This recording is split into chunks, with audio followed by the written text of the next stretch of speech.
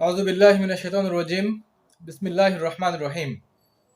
দূরে এবং কাছে, দেশে প্রবাসে সবাইকে আন্তরিক শুভেচ্ছা এবং অভিনন্দন জানিয়ে আমি ডাক্তার সাব্বির আহমদ হোমিওপ্যাথিক বিভিন্ন টপিকস নিয়ে আলোচনা করি। আজকেও রোগ, মেডিসিন এবং রুব্রিক্স, রোগ, ঔষধ এবং রুব্রিক্স এই বিষয়গুলো নিয়ে রেপার্টরি থেকে কিছু আলোচনা করব। সম্মানিত দর্শক মণ্ডলী, হোমিওপ্যাথিক সিস্টেমস অফ মেডিসিন মানুষের উপকারের জন্যই এই ধরনীতে এসেছে। অ্যালোপ্যাথির জনক ডাক্তার স্যামুয়েল হ্যানিম্যান তিনি হোমিওপ্যাথিক মেডিসিন আবিষ্কার করেন। সম্মানিত দর্শক মণ্ডলী, তো অ্যালোপ্যাথির জনক হোমিওপ্যাথিক মেডিসিন আবিষ্কার করেন এবং এই হোমিওপ্যাথিকের আবিষ্কারকও কিন্তু ডাক্তার স্যামুয়েল হ্যানিম্যান।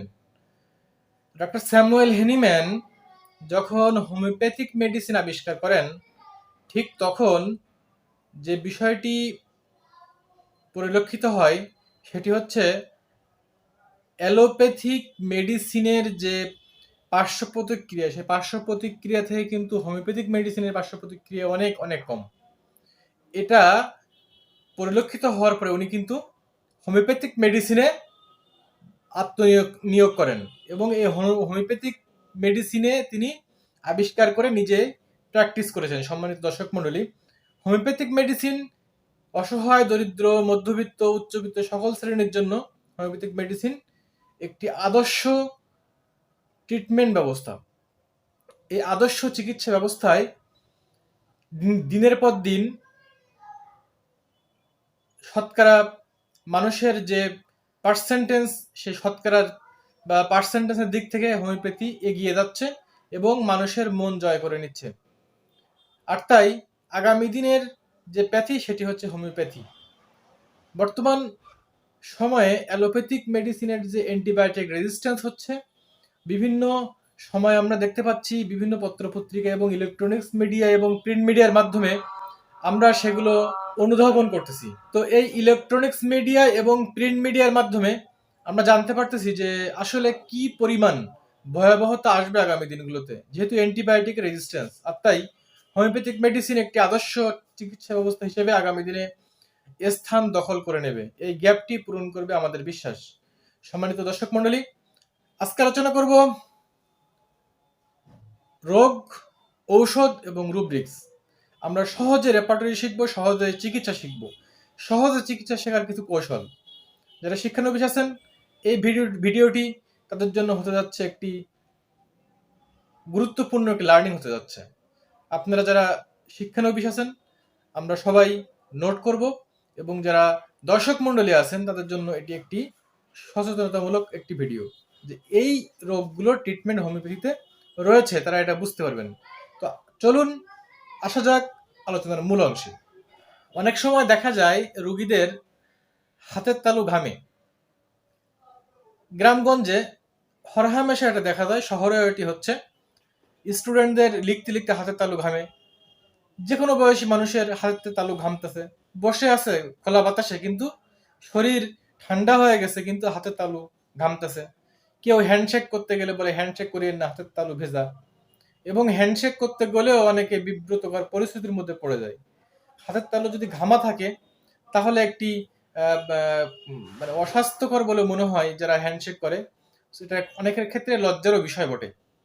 তো আমরা যারা ট্রিটমেন্ট প্রসিডিউরে আসি, হোমিওপ্যাথিক সিস্টেমস অফ মেডিসিনে যারা দীর্ঘদিন ট্রিটমেন্ট করি, আমরা অনেক মেডিসিনের মধ্যে থেকে যে মেডিসিনটিকে বাছাই করে নেই সেটি হচ্ছে সাইলেশিয়া টেরা। এই সাইলেশিয়া টেরা মেডিসিনটি আমরা কাউকে 200 প্রয়োগ করি, কাউকে 30 প্রয়োগ করি, কাউকে 1 ml প্রয়োগ করি, ম্যান টাইপ বুঝে। তো সাইলেশিয়া টেরা শুধুমাত্র একটি মেডিসিন নয়। হাতের তালু, পায়ের তালু যখন ঘামবে বা হাতের তালু যখন ঘামবে তখন কিন্তু আমরা সাইলেশিয়া টেরা প্রয়োগ করব। শুধুমাত্র এই বিষয়টি, এই মেডিসিনটির উপর আমরা বায়াসড হব না। কেন্ট রেপার্টরি অনেকগুলো মেডিসিনকে নির্দেশ করছে, কারণ ম্যান বিভিন্ন টাইপের, তার আরো অনেক প্রবলেম থাকতে পারে, সেক্ষেত্রে আরো অনেকগুলো মেডিসিন আসতে পারে। তো আমি কেন্টের রেপার্টরি থেকে আমি উদ্ধৃতি দিচ্ছি। কেন্টের রেপার্টরিতে এই রুব্রিকটি, যে হাতের তালু ঘামে বা পায়ের তালু ঘামে, এটি আপনারা কোন জায়গায় পাবো? এটি পাবো হচ্ছে, যেহেতু হাতের তালু এবং পায়ের তালু, তাহলে এগুলো এক্সট্রিমিটিস। আমরা জানি কেন্টের রেপার্টরিতে এক্সট্রিমিটিস নামে একটি অধ্যায় আছে। আমরা জানি যে কেন্টের রেপার্টরিতে মোট 37টা অধ্যায় আছে, সেখানে এক্সট্রিমিটিস বলে একটি অধ্যায় রয়েছে। তো সেখানে আমরা গেলে খুঁজে পাবো। তাহলে আমরা এক্সট্রিমিটিস মানে হাতের তালু পায়ের তালুতে কি হচ্ছে, ঘাম হচ্ছে, তাহলে পার্সপিরেশন। কোন জায়গায়, হ্যান্ড, হাতে হচ্ছে। এখানে পা উল্লেখ করতেছি না, শুধু হাতের হাতের হাতের তালুই আমি উল্লেখ করতেছি। তাহলে হ্যান্ডের কোথায়, তালুতে, তাহলে পাম। তাহলে কি হচ্ছে এখানে, যে এক্সট্রিমিটিস পার্সপিরেশন কোথায়, হাতে হচ্ছে, তারপর কোথায়, তালুতে, তাহলে হ্যান্ড, পাম। এটি কেন্টের রেপার্টরিতে কত নম্বর পৃষ্ঠা আছে আমি একটু নোট করা আছে, আমি দেখে বলছি। যে এটি আছে কেন্টের রেপার্টরিতে 1182 নাম্বার পেজ, 1182 নাম্বার পেজ কেন্টের রেপার্টরি, 1182 নাম্বার পেজ। সম্মানিত দর্শক মন্ডলী, তাহলে আমরা বুঝলাম যে হাতের তালু ঘামে শুধু সাইলেশিয়া নয়, ওখানে কয়েকটি ফার্স্ট গ্রেড মেডিসিন আছে, কয়েকটি সেকেন্ড গ্রেডের মেডিসিন আছে, এবং কয়েকটি থার্ড গ্রেডের মেডিসিন আছে। সো এখান থেকে আমাদের কেস ট্রেকিং করতে হবে। অনেক ক্ষেত্রে আরেকটি মেডিসিন আসতে পারে, সাইলেশিয়া নাও আসতে পারে, অনেকের ক্ষেত্রে মার্কসল আসতে পারে, অনেকের ক্ষেত্রে আদার্স মেডিসিন আসতে পারে। সেই মেডিসিনগুলো সেভাবে প্রয়োগ করতে হবে সম্মানিত দর্শক মন্ডলী। তাহলে হাতের তালু ঘামে আমরা পেলাম 1182 নাম্বার পেজ কেন্ট রেপার্টরি। তাহলে এবার আসবো পায়ের তলে ঘামে। এখন দেখবো আমরা পায়ের তালু ঘামে, তাহলে সেম এক্সট্রিমিটিস পার্সপিরেশন।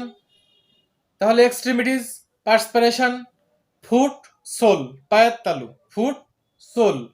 এটি আছে 1184 number page Kent repertory, 1184 number পৃষ্ঠা কেন্ট রেপার্টরি। অনেকে আমাদের চেম্বারে আসেন, এসে বলেন, ডাক্তার সাহেব গোপন ট্রিটমেন্ট হবে। গোপন ট্রিটমেন্ট শুনে অবাক লাগে, গোপন ট্রিটমেন্ট আবার কি? কয় না, একটু আপনার সাথে পার্সোনাল কথা আছে। তা আমি বলি, আমি তো বসেছি আপনাদের পার্সোনাল সমস্যা সমাধানের জন্য, তাহলে পার্সোনাল ট্রিটমেন্ট আবার কি? তো একটু কথা বলবো, কখন আসবো, নিরিবিলি সময়ে। এসে বলে, আমার লিঙ্গ ছোট, আমার পেনিস ছোট, আমার স্পেশাল যে অর্গান সেটি হচ্ছে ছোট, তো এটার কোনো মেডিসিন আছে কি? আচ্ছা, আমরা কি মেডিসিন দেবো সেক্ষেত্রে? যদি পুরুষের লিঙ্গ ছোট হয়, কি মেডিসিন দিতে পারি? আমরা যারা দীর্ঘদিন ট্রিটমেন্ট করি, আমরা যারা দীর্ঘদিন প্র্যাকটিস করি, আমাদের মাথায় অনেকগুলো মেডিসিন চলে আসে। তাহলে কেন্টের রেপার্টরি কি বলছে? তার আগে আমি বলে নেই যে এই ক্ষেত্রে লিঙ্গ ছোটর ক্ষেত্রে একটা পলিফার্মেসিক্যাল মেডিসিন আছে, যেটা আমরা অনেক ডাক্তার প্রয়োগ করে থাকেন। মেডিসিনের নাম হচ্ছে লাইকোপোডিয়াম ক্লেভেটাম। এই লাইকোপোডিয়াম ক্লেভেটাম কাউকে 200, কাউকে 30, কাউকে 1M, কাউকে আবার 10M প্রয়োগ করতে হয়। এটি আমরা প্রয়োগ করে থাকি, আমাদের রেজাল্টও অনেক সময় হয়। দেখা যায় যে অনেক রুগী চেম্বারে এত শোনার সময় হচ্ছে না, এখন দেখা যাচ্ছে যে তো 15 থেকে 20 জন রুগী সিরিয়ালে, সেক্ষেত্রে কি করা যাবে? কেস টেকিং করার সময় নাই। সেক্ষেত্রে আমরা রুগী কোনো রকম একটু সন্তুষ্ট করি, লাইকোপোডিয়াম ক্লেভেটাম মেডিসিনটি দিয়ে বলি পরে আসবেন, নিরিবিলি সময়ে কথা বলবো। তো এছাড়া আরো অনেক মেডিসিন তো রয়েছে, আমরা তো শুধুমাত্র লাইকোপোডিয়ামের উপরে বায়াসড হলে হবে না, আরো অনেকগুলো মেডিসিন রয়েছে, সেই মেডিসিনে আমাদেরকে যেতে হবে। তাহলে সেই মেডিসিনে যাব কিভাবে, রুটস কি? আমি সেই রুটস আপনাদেরকে এখন বলে দেব। যে genitalia atrophy penis, genitalia atrophy penis মানে আমাদের কেন্টের রেপার্টরিতে জেনিটালিয়া নামে একটি অধ্যায় আছে। একটা হচ্ছে জেনিটালিয়া, আর একটা জেনিটালিয়া ফিমেল। জেনিটালিয়া মেলের ক্ষেত্রে মেল লেখা নাই, সেখানে আছে জেনিটালিয়া। জেনিটালিয়া মানে পুরুষের genitalia. Genitalia atrophy penis, atrophy মানে হচ্ছে ছোট, আর পেনিস তো পুরুষ লিঙ্গ। তাহলে জেনিটালিয়া, তার সাবরুব্রিক হচ্ছে অ্যাট্রোফি মানে ছোট হয়ে যাওয়া, তার সাবরুব্রিক হচ্ছে পেনিস। তাহলে পেনিস ছোট হয়ে যাওয়া, পুরুষের যে জেনিটালিয়া, পুরুষাঙ্গ ছোট হয়ে যাওয়া, এটিকে বোঝায়। এটি আমরা পাবো কোথায়? কেন্টের রেপার্টরিতে 693 নাম্বার পেজ, 693 নাম্বার পৃষ্ঠা। সম্মানিত দর্শক মন্ডলী, এভাবে যদি আমরা খুঁজি তাহলে বইতে পাবো 693 নাম্বার পৃষ্ঠা, 693 নং পেজ কেন্ট রেপার্টরি। এভাবে আমরা সামনের দিকে আগাবো। তাহলে আমরা একটি মহা সমস্যার সমাধান আছে করলাম, লিঙ্গ ছোট হয়ে যায়, মহা সমস্যা। রুগীরা এসে হতাশ, মাথায় হাত দেয়, কি হবে, কি করব। আপনার বৌদি তো কথা শুনতেছে না, খুব খারাপ ব্যবহার করতেছে। আপনার ভাবি তো খুব গালাগালি দিচ্ছে, বলছে আর থাকবো না, আর বেশি দিন থাকবো না। যদি ভালোভাবে ট্রিটমেন্ট হইতে পারে তাহলে থাকবো, নাহলে থাকবো না, কি করা যায়। তাহলে এই বড় ধরনের আকাশ সমান একটি প্রবলেমের সলভ করে দিলাম।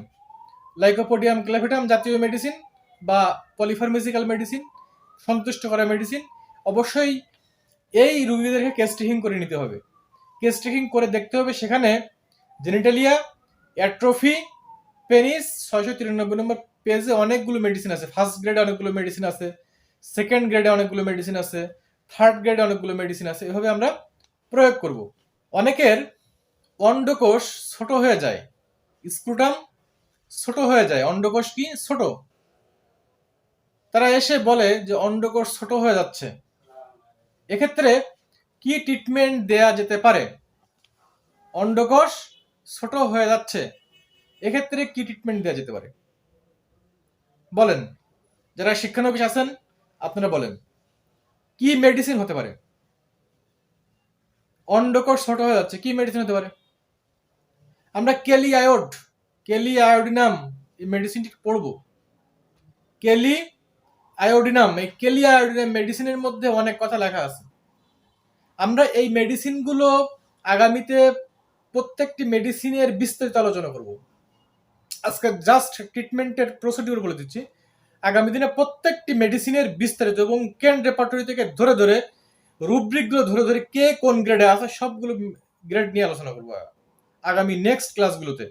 আসছে আগামী ক্লাসগুলোতে মূল টপিকসটা নিয়ে আলোচনা শেষ করতে পারতেছি না। তাহলে এই প্রত্যেকটা মেডিসিন যদি আমরা আলোচনা করতে পারি তাহলে চমৎকার একটা লার্নিং হবে আমাদের জন্য।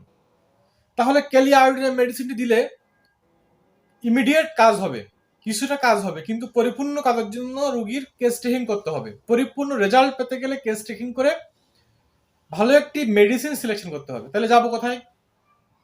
এখন যদি লিঙ্গ ছোট যদি জেনিটালিয়াতে হয় তাই স্ক্রুটামও জেনিটালিয়ার মধ্যে হবে, স্বাভাবিক। তাহলে আমরা কেন্ট রেপার্টরি খুলবো, সেখানে আমরা জেনিটালিয়া অধ্যায়ে যাব। তাহলে ছোট হলে অ্যাট্রফি, বড় হলে হাইপারট্রফি। আমরা জেনে নেই কোনো অঙ্গ যদি ছোট হয় তাহলে আমরা অ্যাট্রফিতে যাব, এবং কোনো অঙ্গ যদি বড় হয় আমরা হাইপারট্রফিতে যাব। তাহলে আমরা লিঙ্গ ছোট, তাহলে অ্যাট্রফি গেছিলাম। তাহলে এখন আমরা যাব যে স্ক্রুটাম ছোট, তাহলে আমরা যাব কোথায়? অ্যাট্রফিতে, জেনিটালিয়া অ্যাট্রফি। এরপরে যে অন্ডকোষ ছোট আমরা যাব কোথায়? টেস্টিস, তাহলে আমরা টেস্টিসে যাব। তাহলে জেনিটালিয়া অ্যাট্রফি টেস্টিস, এটি 693 নম্বর পৃষ্ঠা আছে, 693 নম্বর পৃষ্ঠা। তাহলে টেস্টিস ছোট, তাহলে আমরা 693 নম্বর পেজে যাব। তাহলে আমরা যেখানে অন্ডকোষের কথা আসবে সেখানে টেস্টিস শব্দটা রেপার্টরিতে আসবে। সম্মানিত বন্ধুরা, তাহলে আমরা এই যে বিষয়গুলো নিয়ে কথা বলছি প্রতিদিন, আলোচনাগুলো কেমন লাগতেছে? যেহেতু আমরা প্রত্যেকটি মেডিসিনের রোগের মেডিসিন বলে দিচ্ছি, আবার তার সোর্স বলে দিচ্ছি, যে আরো অনেক মেডিসিন আছে কেন রেপার্টরিতে পেজ নাম্বার সহ, রুব্রিক সহ। এই আলোচনাগুলো কেমন লাগে? যদি আপনাদের সাড়া পাই যে হ্যাঁ এই আলোচনাগুলো ভালো লাগে, আপনি চালিয়ে যান, তাহলে আমি অবশ্যই আলোচনাগুলো কন্টিনিউ করব। আর যদি আমি দেখি যে না আসলে কেউ সাড়া দিচ্ছেন না, তাহলে আমি আলোচনা অফ করে দেবো। আসলে প্রত্যেকটা আলোচনা করতে গেলে অনেক স্টাডি করা লাগে, এবং এই স্টাডি করে যখন আমি এই আলোচনাটি উপস্থাপনা করি তখন এটা আরো অনেক কষ্টের বিষয়। তো যেহেতু আমি এই আলোচনাটা গবেষণামূলক একটা আলোচনা করতেছি এবং আমি এটা সিরিজ আকারে নিয়ে আসবো আগামীতে, আপনারা যদি এই আলোচনাটা ভালো লেগে থাকে, অনেকেই শুভাকাঙ্ক্ষী আছেন আলোচনাগুলো বন্ধ করলে আবার রিং করবে যে হ্যাঁ বন্ধ কেন করলেন, আলোচনা করেন, কিন্তু কোনো কমেন্টে জানাবেন না আপনারা, তাহলে হবে না। কমেন্টে আমি জানতে চাচ্ছি, যারা এই আলোচনাগুলো শুনছেন, আমি কমেন্টে জানতে চাচ্ছি যে আপনারা কি আমার এই আলোচনাতে সন্তুষ্ট কিনা, বা আমি এই আলোচনাটা কন্টিনিউ করবো কিনা। যেহেতু অনেক গল্প আছে, গল্পগুলো করা যায়, সেক্ষেত্রে অনেক কথা বলা যায়, কিন্তু এই যে একদম সোর্স দিয়ে কেন repertory page number, rubric number এবং রুব্রিকের নাম সহ এবং রোগের মেডিসিন সহ বলে দেয়, এটা গবেষণা একটা মানে গবেষণালব্ধ একটি উপস্থাপনা। সো আমি আপনাদেরকে সাড়া চাচ্ছি, আপনারা আমাকে জানাবেন যে আপনাদের আলোচনাটা ভালো ভালো লেগেছে কিনা। ইতিমধ্যে গত ক্লাসে একজন বলেছেন যে আলোচনাটি চমৎকার হচ্ছে, আপনি এটি কন্টিনিউ করেন। তো আমি এরকম আরো জানতে চাচ্ছি, আরো যদি কেউ বলেন যে হ্যাঁ কন্টিনিউ করেন, তাহলে অবশ্যই আলোচনা কন্টিনিউ করব। আমি আপনাদের সাথে আছি, আপনাদের পাশে আছি। আরো অনেক গুরুত্বপূর্ণ রুব্রিক্স আমরা প্রতিনিয়ত নিয়ে আসব। যদি আপনি বলেন, সাড়া দেন, অবশ্যই ইনশাল্লাহ আমি আছি। আর আমি সবসময় বলবো যে নিকটস্থ রেজিস্টার্ড চিকিৎসকের শরণাপন্ন হবেন। যারা দর্শক মন্ডলী আছেন, যারা লার্নার আছেন, তারা কমেন্ট করবেন। যারা দর্শক মন্ডলী আছেন তাদেরকে বলবো যে আপনারা নিকটস্থ রেজিস্টার্ড চিকিৎসকের শরণাপন্ন হয়ে ডোজ এবং মাত্রাটি নির্ধারণ করে নেবেন। সম্মানিত দর্শক মন্ডলী, গরমের এই সময়ে আমরা ব্যালেন্স লাইফ লিড করি, নর্মাল খাদ্য খাবার খাই, hot food, spicy food, rich food পরিহার করি, সয়াবিন তেল পরিহার করি। আমরা দেশীয় যে সরিষার তেল এবং এক্সট্রা ভার্জিন অলিভ অয়েল যদি সম্ভব হয় সবজি খাই আমরা এগুলো দিয়ে। এরপরে আমরা শরবত খাই, আমরা বেলের শরবত খাই, আমরা গাছের নিচে বসি, আমরা পুকুরে গোসল করি, তাহলে ঘুম ভালো হবে। অনেকে পুকুরে গোসল করলে শরীর ঠান্ডা হয়ে যায়, ঘুম ভালো হয়, ফ্রাস্ট্রেশন থাকে না, অনেকগুলো রোগের হাত থেকে মুক্ত হওয়া যায়। তাহলে আমরা লাইফটাকে ব্যালেন্স করব এবং সর্বোপরি আমরা যে যে ধর্মের অনুসারী হই না কেন, আমরা আমাদের সেই ধর্মের যে স্টাডিটা, সেই ধর্মের স্টাডি আমরা করবো ইনশাল্লাহ। তাহলে সৃষ্টিকর্তা আমাদেরকে ভালো রাখবেন, আমরা সবসময় পজিটিভ থাকবো। ভালো থাকি সবাই, দেখা হবে নেক্সট এপিসোডে। আর হ্যাঁ, যদি আলোচনা ভালো ভালো লেগে থাকে, একটু লাইক, কমেন্ট, সাবস্ক্রাইব করবেন। যদি ভালো লাগে অবশ্যই এই ভিডিওটি শেয়ার করে দিবেন। আমাদের নিকটের অনেক ভাই ব্রাদাররা এই ইনফরমেশনগুলোর জন্য তারা কষ্ট পাচ্ছে। আমাদের একটা শেয়ার হতে পারে তাদের জন্য উপকার। দেখা হচ্ছে নেক্সট এপিসোডে। ভালো থাকবেন, ধন্যবাদ সবাইকে।